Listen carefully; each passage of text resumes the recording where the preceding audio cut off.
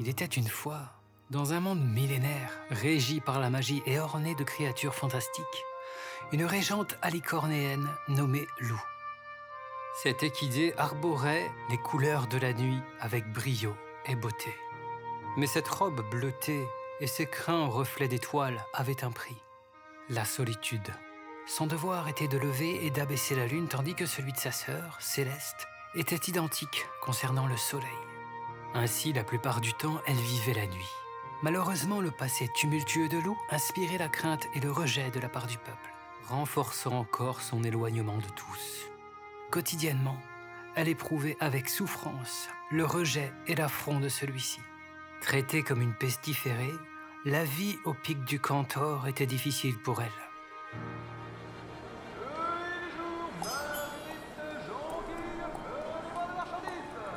C'est une belle journée aujourd'hui, on va y aller. Approchez, approchez, achetez les fruits du jour, ils sont frais, ils sont de ce matin. Excusez-moi, est-ce que vous auriez une douzaine de baies dorées, s'il vous plaît? Des baies dorées. Ah, bah voilà, c'est parfait, c'est les meilleurs de la cité. Donc, ça fera 10 yen 10. Voilà, tenez. Merci à vous, bonne journée. Ne soyez pas timide, aujourd'hui j'ai du stock, c'est une promotion, la même quantité de marchandises offertes pour celle que vous achetez, ce qui fait 2 fois plus de marchandises. Lou a un message pour vous. Eh bien quoi? Lou a-t-elle une imperfection faciale? Non, pas de souci. Prenez votre temps, madame. À la requête de la régente Céleste, veuillez me fournir en l'instant 6 de ces melons brisés de la cité chiroise, s'il vous plaît. Voici votre dû. Vous pouvez garder le surplus financier de cette petite bourse. On fait ça tout de suite. J'espère que la régente Céleste appréciera. N'avez-vous tous donc rien à accomplir en ce jour?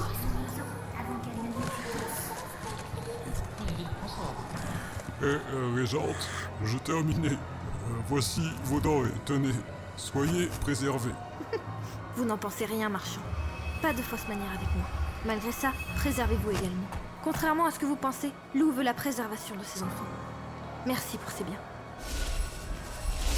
Oh, j'ai cru que j'allais y passer. Client suivant.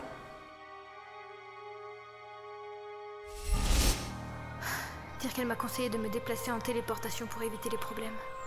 Je ne peux plus continuer comme ça. Il est temps d'aller voir ma sœur Céleste et de prendre une décision. Ce n'est plus possible. Malgré les apparences, cette scène était assez banale pour la régente de la nuit. En général, l'hostilité était beaucoup plus réelle. Finalement, elle avait eu une forme de chance ce jour-là. Parfois, c'étaient les gardes qui feintaient de ne pas entendre ses appels lorsqu'il fallait ouvrir les portes. De ce fait, elle se retrouvait enfermée dans certains endroits. Garde, ouvrez la porte, s'il vous plaît. Garde! Cessez ce petit jeu. Pardonnez-moi, Altesse, je ne vous avais pas entendu. Je ne vous demande pas votre compassion, mais faites votre devoir. Le pire pour elle, c'est que malgré l'injustice subie, elle ne pouvait pas céder à sa colère légitime, auquel cas les choses deviendraient encore pires. Estime-toi heureux d'être sous le commandement de ma sœur, sinon tu ne serais déjà plus pour cette insolence. Après avoir déposé les denrées alimentaires dans la réserve personnelle de sa sœur, elle emboîta le pas pour aller la trouver, déterminée.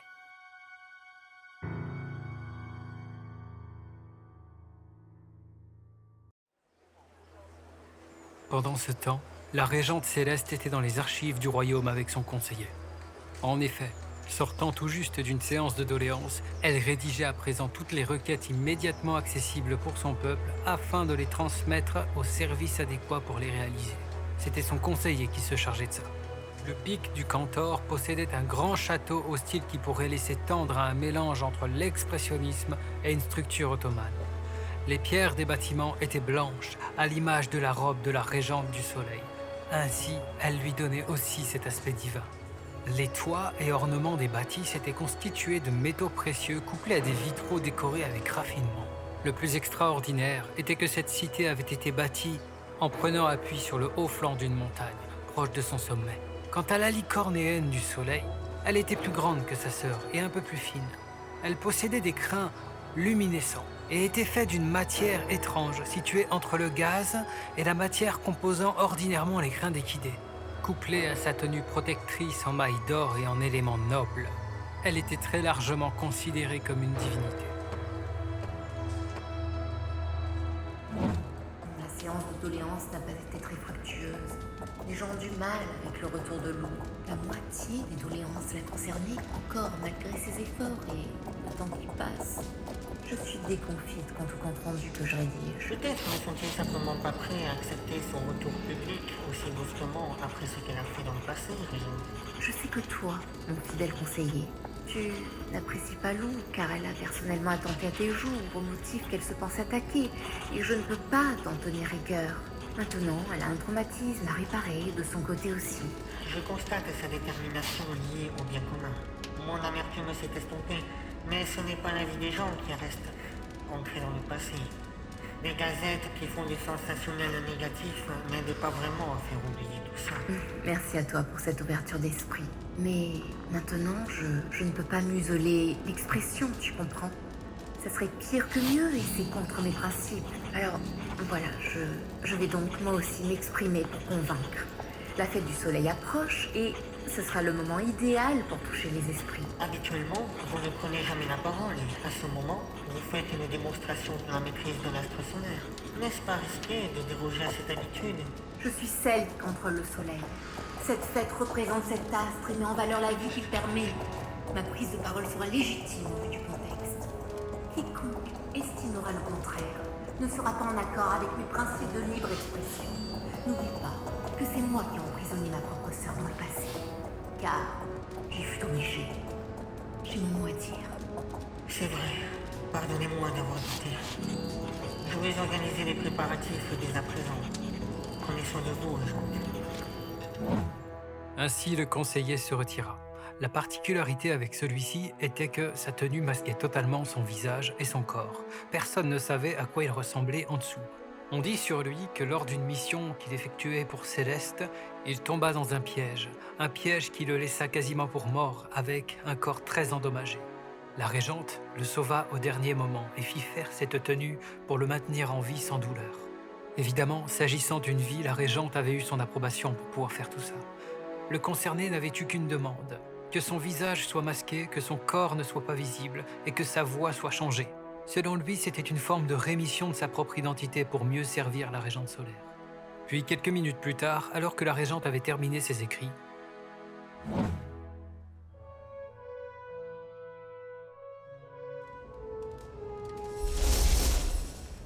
Oui, tu préfères que Lou entre normalement. Mais avec les gardes qui font exprès de ne pas entendre et de ne pas ouvrir à Lou, il y en a assez. Je t'ai senti arriver, pas de souci. Comment te sens-tu? Tu sais comment Lou se sent. Il est temps que ça s'arrête car ce n'est plus tenable. Lou a déjà pris une décision. Ne me dis pas que... Si, tu as vu juste. Le passé se répète. Lou ne laissera pas ce point de non-retour être atteint une seconde fois. Mais tu te souviens de ce que ça va exiger? Renoncer à ton statut de régente, à tes pouvoirs et redevenir une simple licorne, sans possibilité d'utiliser quelconque magie. Mais une licorne avec un but à suivre, sans avoir la peur d'aller quelque part et d'être reconnue. Sans la peur d'être traité comme l'agent de la mort qu'était ce monstre du passé. Il y a plus de choses positives que négatives dans ce choix. Ne laisse pas tes sentiments pour moi brouiller ton discernement. Reste pragmatique, ma sœur. Je te demande d'y réfléchir encore un peu, d'ici le coucher du soleil, s'il te plaît. Je dois m'absenter un moment pour préparer mon conseil diplomatique chez les Griffons. Tu sembles trop en colère pour prendre cette décision pour l'instant. Si c'est ce que tu demandes, soit. Lou reviendra ce soir au lever de la lune. Si cette pensée reste inchangée, Lou espère que tu iras au bout de ta promesse. Lou, je veux ton bien. Même mon conseiller a changé d'avis te concernant. Il reconnaît ton changement. Tes efforts paient, même si c'est pas petit pas. Ça ne suffira pas et tu le sais. C'est un acte positif à l'échelle du monde entier qu'il faudrait. Et nous sommes en paix. À cet effet, Lou préfère la solution de retrait que tu as proposée il y a quelque temps. Écoute, on en reparle ce soir. Ta petite sœur reste dans la zone intérieure du palais et repose-toi en attendant. Tu sais pertinemment que quand Lou a une idée dans la tête, ça ne change jamais. Tu ne fais que reculer le moment fatidique, ma sœur.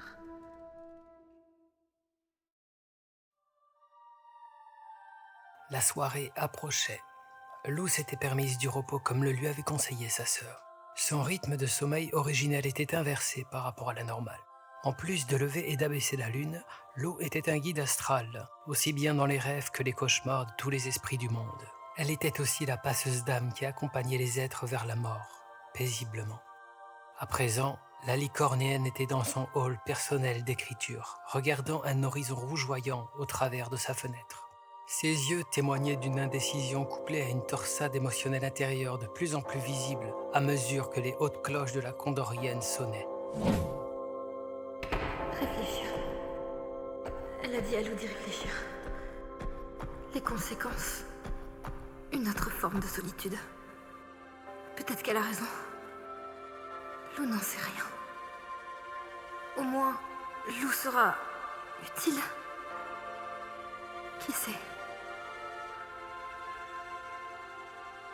Dois-je en prendre acte? Et dois-je y croire? Que dois-je penser? Que dois-je espérer? Tandis qu'elle me ronge et me terrifie dans l'ombre. Elle me rappelle ces temps où je n'étais que elle. Je la sens en moi constamment, la solitude qui orne mes tourments. Comment faire si elle augmente tout le temps la haine envers moi qu'éprouvent ces gens? Pourtant, mon allégeance va vers ma repentance. Et quand je vois la lune, je perds ma certitude qu'un jour tous ces mots seront révolus. Le noir ne s'arrêtera pas à la seule frontière de mon âme. Je dois combattre ce monstre fait de mien. Sonne le glas, c'est pour ça que je dois incarner cet ange noir pour faire barrage à ces man. Oui, ma sœur, j'ai fait mon choix. Libère ton pouvoir. Il est temps que je paie mon passé de peine. Ce soir, je te laisse mon astre. À toi, ma sœur,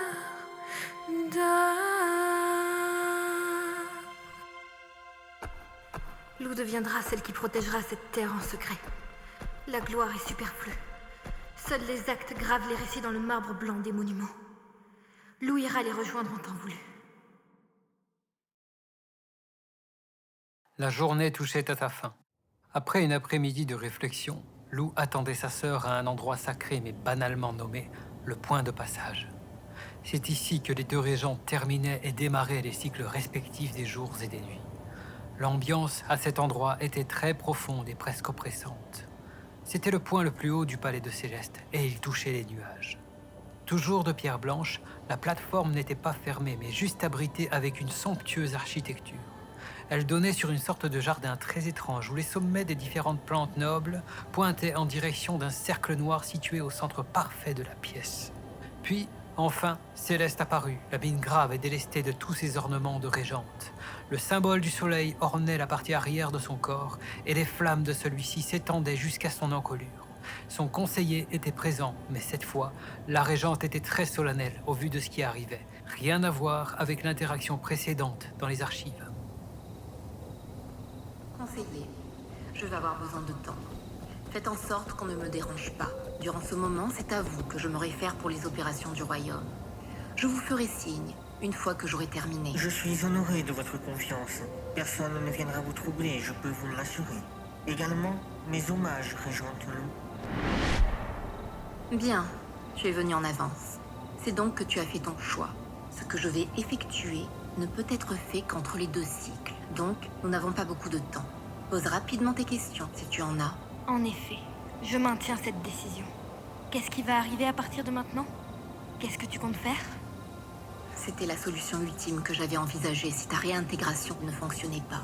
C'est comme un sort d'illusion géant qui altère la réalité aux yeux de tous. Ici, il s'agirait de ton existence, dans tous les esprits du monde.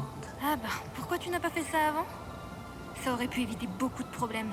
Ce sort n'est pas sans conséquence. Il peut empirer la situation si c'est mal géré. Alors, il faut que tu saches ce que ça va demander. Et je ne peux l'utiliser qu'une fois sur des centaines d'années, tant il est demandeur.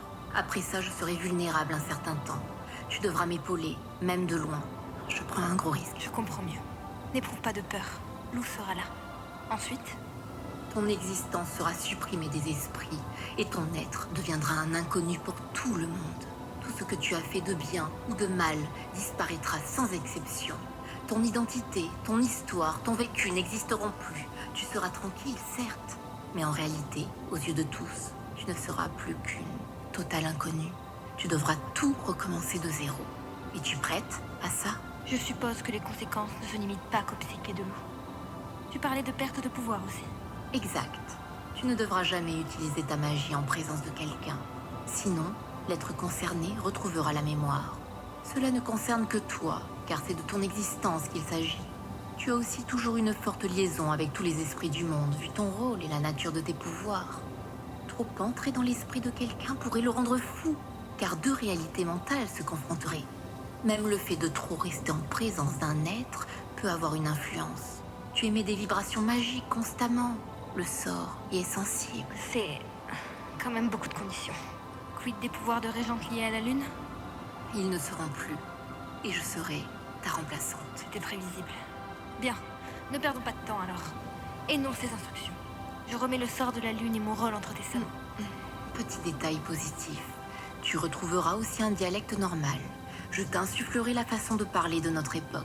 N'oublie pas qu'avant ton retour, 1000 ans se sont écoulés. Tu as progressé, mais tu as encore des restes du dialecte Il d'époque. suffit. Allez, tes instructions. Le moment du passage approche. Il faut y aller. Ça ne sera pas un moment agréable. Place-toi dans le cercle du vide et tu devras me confirmer à la voix certaines choses. Aussi, ne résiste pas, même par instinct.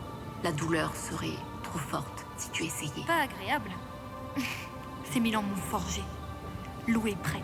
Alors, allons-y. Force du vide, chaîne de la matière et mère maîtresse de la gravité.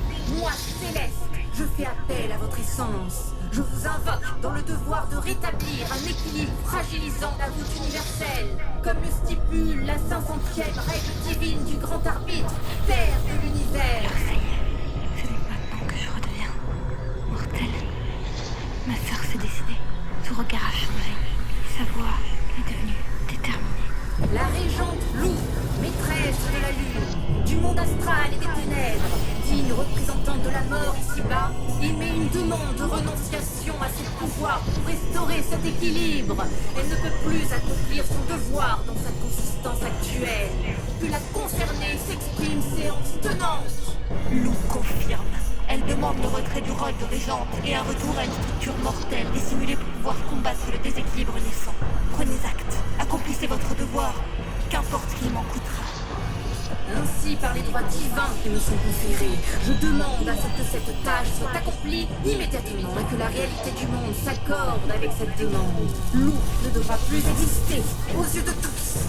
L'histoire de cette terre devra être changée. En conséquence, des règles devront être respectées par l'être cible. Que la concernée exprime sa dernière volonté. Je suis prête. Je n'ai pas d'autre volonté. Je connais les règles. Lou, régente de la lune, accepte les conditions requises. Force du vide, accomplissez désormais votre rôle. Que l'illusoire prenne forme et devienne l'absolu. Sort d'altération de la réalité numéro 1, l'altération résiliente. Allez, ne me lâche pas maintenant. Tiens bon, Lou. Une fois terminé, tu seras téléporté dans une région aléatoire du monde et tes pouvoirs me seront confiés. Alors, je te souhaite du courage. Ceci n'est pas un adieu. Non, je resterai en maison. Merci d'avoir respecté mon choix.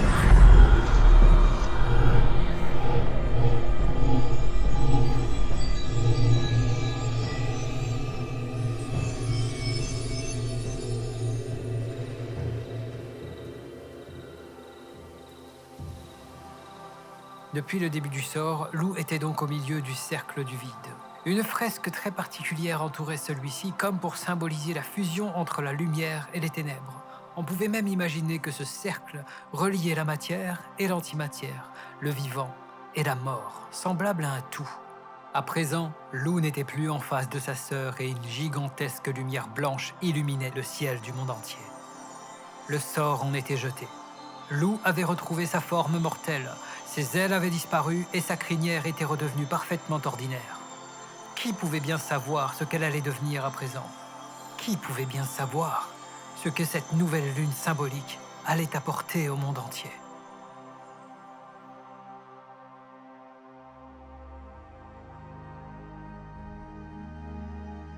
Plusieurs dizaines de jours étaient passés depuis que Lou avait renoncé à son statut de régente. Rien ne semblait troubler l'ordre des choses. L'ex-alicornéenne ne donnait pas signe de vie pour le moment, mais Céleste n'en était pas pour autant inquiète. Elle savait que dans un premier temps, Lou aurait besoin d'un peu de temps en solitaire pour s'adapter à sa nouvelle condition. Cette dernière avait promis de garder un lien et Lou ne rompait jamais ses promesses, hormis une cause majeure. Alors Céleste faisait mine de rien et accomplissait ses devoirs relatifs au soleil et à la lune, sans relâchement. Sa vulnérabilité nouvelle n'était pas visible vu qu'elle ne se servait jamais de ses véritables pouvoirs devant tout le monde. Elle restait capable de prouesses au-delà du commun des mortels. Cependant, dans un endroit éloigné de la capitale du Cantor, situé en campagne centrale de la province de Blanche-Brise, tout n'allait pas pour le mieux à l'internat de la résilience. C'était une bâtisse originellement censée permettre de retrouver un chemin de vie pour les âmes égarées. Mais le fort éloignement et l'autarcie complète de l'internat faisaient que personne n'était au courant de comment se déroulaient les choses à l'intérieur. Or, la venue d'un nouveau directeur avait quelque peu perturbé le fonctionnement originel de la bâtisse.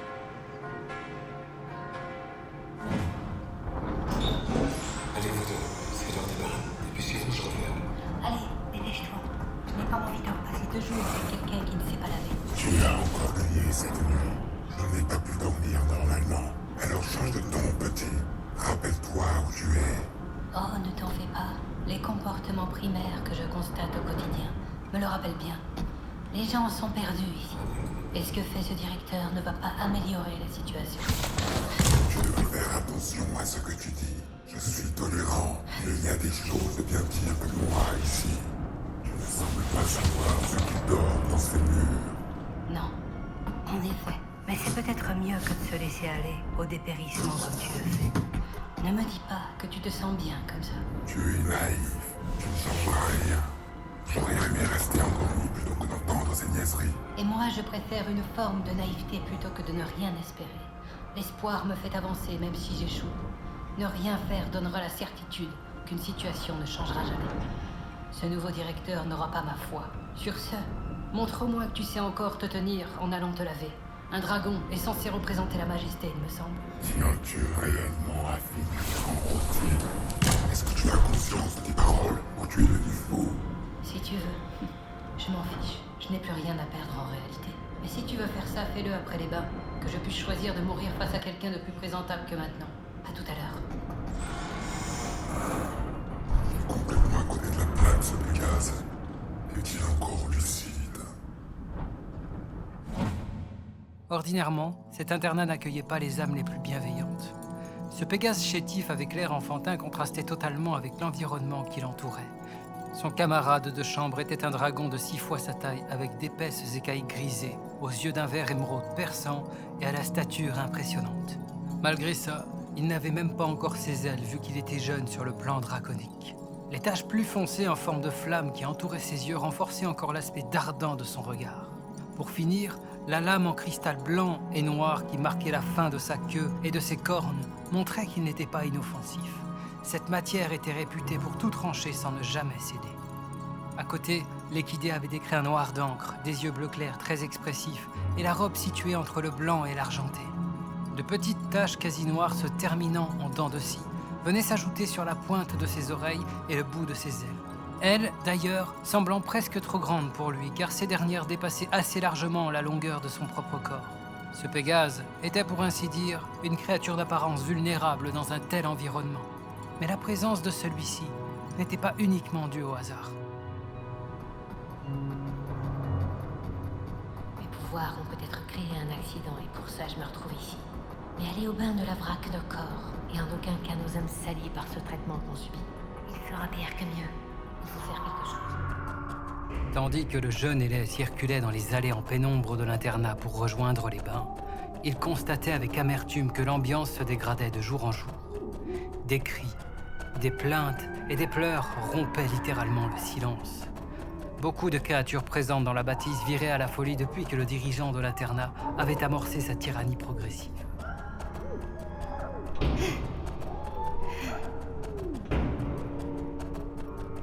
Il semble terrorisé. Tous ces cris, toute cette douleur. Je ne peux plus voir ça. Je n'en peux plus. Pourquoi les guides ne réagissent pas? C'est leur rôle d'empêcher ça. Enfermement, réduction des classes d'instruction, des sorties extérieures, du nombre de guides qui permettaient le bon fonctionnement de l'internat. Multiples étaient les coupes dans les secteurs dits vitaux de la bâtisse. Mais finalement, le directeur n'avait qu'un but.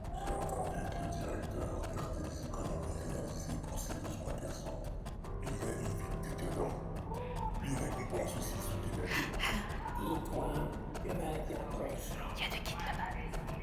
J'arrive pas à le croire. Ils étaient censés nous aider, nous les apprentis, nous soutenir.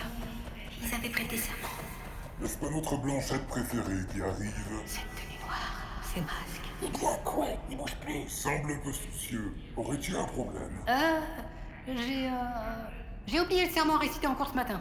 Je vais me dépêcher d'aller le réviser après. Allez, dépêche-toi.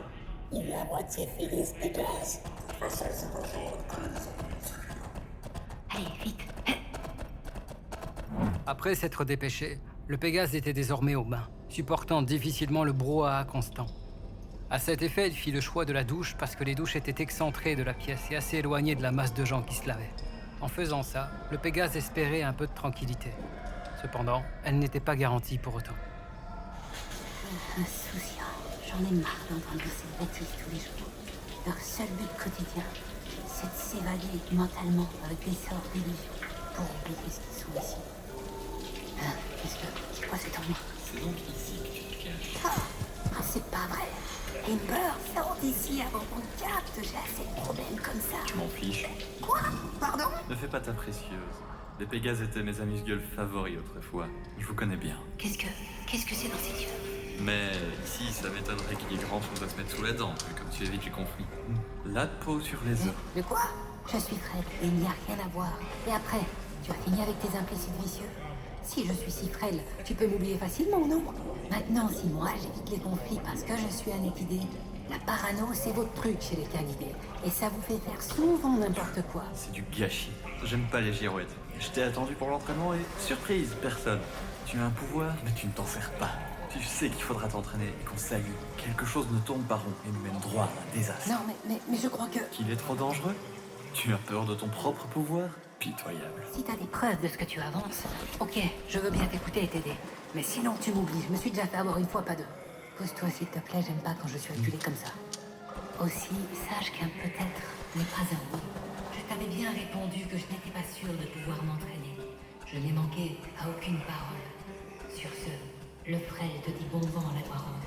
C'est Pégase. Il verra qu'il y a plus grave que le tyran qui dirige cet endroit. À peine séparées du reste par un fin rideau, les douches n'étaient finalement qu'un carré sommaire creusé dans le mur. L'intimité n'y était donc pas excellente. Le jeune Pégase avait eu la visite de Amber, un loup des ambres. Comparable à une ombre, Amber était très lugubre. Son pelage était constitué de nuances de gris foncé, voire presque de noir. Couplé à des yeux de couleur ambre clair, il était inutile de dire que ce personnage n'avait même pas besoin de se faire respecter. Rien que son apparence suffisait pour que personne ne vienne lui chercher des ennuis. Et si un imprudent essayait malgré tout, il allait vite se heurter à un petit problème. Les loups des ambres étaient prédisposés pour tout ce qui touchait à l'infiltration et à l'espionnage. Mais pour autant, ils n'étaient pas moins dangereux au combat. Un coup unique suffisait souvent à l'un d'entre eux pour se débarrasser de son adversaire.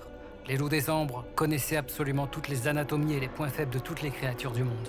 Malgré l'irritation réelle du jeune Pégase, il restait quand même curieux des dires du loup des ambres. Ainsi, lors de la sortie, il attendit sa venue, pour voir si peut-être ce dernier avait des preuves de ce qu'il avait avancé. Je pensais qu'il viendrait. C'est pas son genre de se débiner. Je déteste son caractère et sa manière de s'introduire comme ça. Pour autant, ce n'est pas le genre à manquer de prouver qu'il a raison. Où est-il? C'est bizarre. Malheureusement, il ne vint pas, et le Pégase fut quand même assez étonné. Au fond de lui, le jeune équidé se demandait s'il lui était arrivé quelque chose. Après la sortie dans la cour intérieure, le jeune ailé effectua la leçon quotidienne donnée par l'un des guides spirituels. Mais il fut un peu ailleurs, préoccupé par l'absence d'Amber, si bien qu'à la fin de la leçon, le guide spirituel l'interpella une fois que tout le monde était parti. Jeune Whiskeyed, vous semblez hors de la réalité aujourd'hui. En cette période trouble, vous êtes habituellement l'un des seuls à rester lucide et attentif aux leçons. J'entends des choses, je constate et m'adapte. Je dois réfléchir. Tout le monde sombre, regardez la classe. Elle a encore diminué en nombre. Jeune Whiskeyed, résolvez cette énigme et la clarté s'offrira à vous. Le martial porte la structure. L'environnement, comme dans la nature, est souvent hostile. Si l'environnement du porteur est trop perturbé, l'effondrement guette. Certaines zones porteuses sont plus fragiles que d'autres. Servez-vous-en. Oh! Il a disparu. Bon bah alors reste par ici. Eh petit, qu'est-ce que tu fais ici? Tu rêvasses. Dépêche-toi de retourner dans tes quartiers. Winskide était le nom du jeune équidé. Celui-ci se rendit rapidement dans son dortoir en compagnie de son camarade dragon qui, lui, y était déjà. Il ne pouvait s'empêcher d'avoir toujours cette impression obscure pendant le trajet. L'internat était très comparable à une sorte d'église gothique, mais avec un côté un peu plus mystique et secret dans son architecture. Couplé à l'ambiance du moment, il n'était pas vraiment rassurant de rester dans les grandes allées de la bâtisse. Il fut soulagé d'arriver à sa chambre. Voilà, évite de rêvasser la prochaine fois. Tiens, quel bourrin. Qu'est-ce que tu as encore fait? Tu cherches vraiment des problèmes. Dis celui qui ne vient même pas aux leçons. J'ai passé l'âge. Alors? Le guide spirituel m'a énoncé un genre d'énigme bizarre quand je me suis retrouvée seule avec lui. Je ne l'ai pas saisi. De plus, Amber ne s'est pas montré de la journée alors qu'il avait l'occasion de me prouver ses tirs. Il est venu jusque dans ma douche pour m'interpeller, et c'est pas la première fois qu'il fait ça. Par contre, ça lui ressemble beaucoup moins de faire silence après ce genre d'intrusion. Jusqu'alors, il avait toujours cherché à prouver ses dires. Étonnant. Tu parviens à parler à Amber sans mourir. C'est soit qu'il t'apprécie, soit qu'il a besoin de toi. Je pencherai plus pour la seconde possibilité, vu comme tu es invulnérable. Tu flaires l'espoir naïf de changer les choses. La question est, qu'est-ce qu'il peut bien te trouver? En attendant, il a raison sur un point. Quelque chose ne va pas ici, et ce n'est pas du tyran que je parle. Les gens cèdent à la folie anormalement vite. Les créatures qui occupent cet internat sont fortes, et de nature à résister à ce que fait le directeur pour le moment. Même moi, je le supporte, c'est dire, il y a autre chose. Vous semblez bien vous amuser tous les deux. Attention aux rumeurs. N'importe quoi. Ceci dit, tu sais réfléchir. Donc, tu me parlais d'une énigme. Énonce-la. C'est celle-ci. Le martial porte la structure. L'environnement, comme dans la nature, est souvent hostile. Si l'environnement porteur est trop perturbé, l'effondrement guette. Certaines zones porteuses sont plus fragiles que d'autres. Servez-vous-en. Pardon, mais c'est du charabia. En fait, non. Tu ne sais pas réfléchir. L'énoncé dit simplement que seuls les guides martiaux soutiennent le directeur. Et visiblement pas tous. L'enseignant ne pouvait pas te dire ça de façon claire au risque d'être entendu. Mais qu'est-ce qu'ils sont tous à souffrir à toi? Eh bien, peut-être qu'ils réalisent que ce qu'on vit n'est pas normal, et qu'il y a quelqu'un qui peut essayer de les aider, aussi frêle soit-il. Quelqu'un qui voit les êtres d'ici autrement que comme des créatures à craindre. Même toi, dragon, tu as des émotions et du bon en toi. Sinon, même pas en rêve, tu ne m'adresserais la parole. Tais-toi, va. Non seulement tu ne sais rien de moi, mais en plus, tu n'y arriveras pas et tu mourras. Laisse-moi dormir plutôt. Je suis fatigué de tout ça. Eh bien, si on ne fait rien, j'ai le véritable sentiment qu'on ne restera pas en vie bien longtemps. J'ai vu quelque chose dans le reflet des yeux d'Amber, d'anormal. Également, le soir, mon ouïe très fine grâce à mon pouvoir entend quelque chose qui est hors de ce monde en quelque sorte. J'avoue que je ne sais pas tellement quoi penser. La nuit porte conseil, mais à mon avis, tu verras bien vite que j'ai raison. Cesse. Je ne te suivrai pas dans ce projet. Laisse-moi. Tu ne sais rien. La nuit s'installa après une soirée accompagnée d'un silence assez lourd dans la chambre des deux êtres. Windskyde avait touché un point sensible chez son camarade dragon, qui lui restait dans le déni.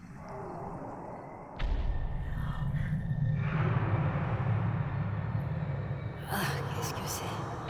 Où est-ce que je suis? C'est tout noir, je vois rien. Allez, ouvre les yeux. Ouvre les yeux. Ah, qu'est-ce que c'est que cette chose? Je suis paralysée. Ah, je n'arrive pas à crier. Qu'est-ce que c'est que ces pensées? D'où elles viennent? C'est toi que j'ai vu dans les yeux d'Ember. Ah, qu'est-ce que tu es? Ah, tu es conscient. Bien. D'autant plus délectable. Je lirai la peur dans tes yeux quand j'absorberai ta part négative. Même toi, Vrélélé, tu en as une, bien qu'elle soit moins appétissante que ce dragon qui a choisi d'abandonner la vie. Je ne peux pas te laisser faire. Comme si tu pouvais. Adieu, apprenti résilient.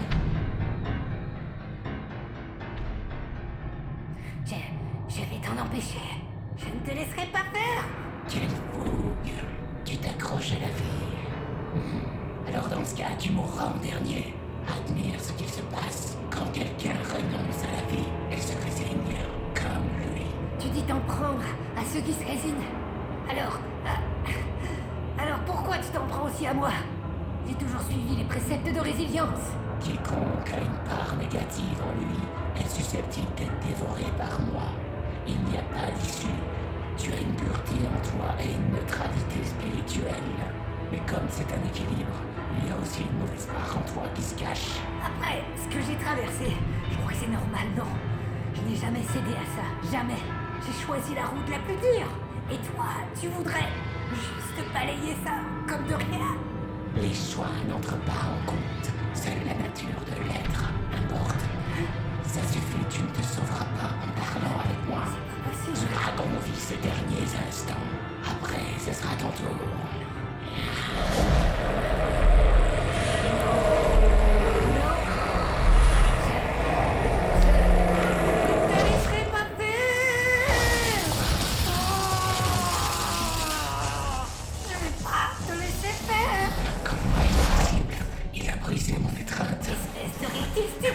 Réveille-toi! Mais qu'est-ce qu'il fait? Ah, et puis ça suffit comme ça. Je vais te réveiller, moi. Ah! Il a posé son sang sur lui. Il fallait être amputé. Allez, debout. Tu vas tout faire sauter. Sa nature de dragon chinois fera qu'il résistera à la foudre. Et quant à moi, toi qui vois tout, est-ce que tu as remarqué que je ne suis pas l'esclave du climat, mais que j'en suis le maître? Et je t'assure que tu vas l'apprendre à tes dépens. Arrête ça. Tu ne sais pas ce que tu vas entraîner si tu détruis le bâtiment. Parfait.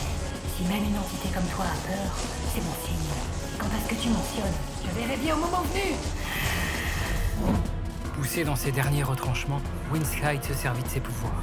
C'était une chose qu'il avait juré de ne plus jamais faire depuis ce qui lui était arrivé. C'est ainsi qu'après un cri de colère, la foudre vint s'abattre sur la chambre dans un vacarme assourdissant, projetant une multitude de débris à plusieurs dizaines de mètres à la ronde. Désormais, la chambre des deux êtres était totalement à l'air libre, reliée à l'extérieur par un énorme trou présent dans le mur de l'internat, témoin concret de la puissance qu'avait déchaîné le ciel à l'instant. Absolument toute la pièce était en ruine. À présent, bien que péniblement, le dragon finit par se mettre debout, bel et bien conscient. La foudre avait agi comme un électrostimulateur pour le réveiller. À son tour, il constata la présence de l'entité qui était en face de lui. Celle-ci n'avait été que très peu touchée par la décharge de foudre, étant immatérielle. Qu'est-ce qui s'est passé? Espèce d'inconscient, le fait que tu aies détruit le bâtiment a brisé la barrière qui l'entourait. Désormais, toutes les entités extérieures peuvent venir ici. Eh bien qu'elles viennent, maintenant la ferme. J'ai toujours cru que tu n'étais qu'un mythe pour les gens crédules. J'ai ressenti ce que tu m'as fait. Quelque chose t'a corrompu. Tu es sorti de ton rôle. Tu vois bien que tout ce que je t'ai raconté est vrai maintenant. Alors arrête de faire comme si ça n'existait pas. Arrête d'être dans le déni. Et ça va, doucement. J'admets que tu avais raison. Quoi? Attends, t'es d'accord avec moi? Une fois n'est pas coutume. Mais uniquement pas bon. J'ai une bête envers toi, c'est tout. Ouais bah écoute, on verra plus tard. Si t'as moyen de t'en débarrasser, fais-le. Je suis immatériel, vous ne pouvez pas vous débarrasser de moi. Je vais l'annihiler. Le feu chirois transcende les plans d'existence et détecte le mensonge où qu'il soit. Le feu chirois. Tu maîtrises un truc pareil? Quoi? Alors ça existe vraiment? Si l'être visé ment, il sera humilié et jugé. Que le feu chirois incinère ce mensonge et rétablisse la vérité, que le jugement soit fait. C'est impossible.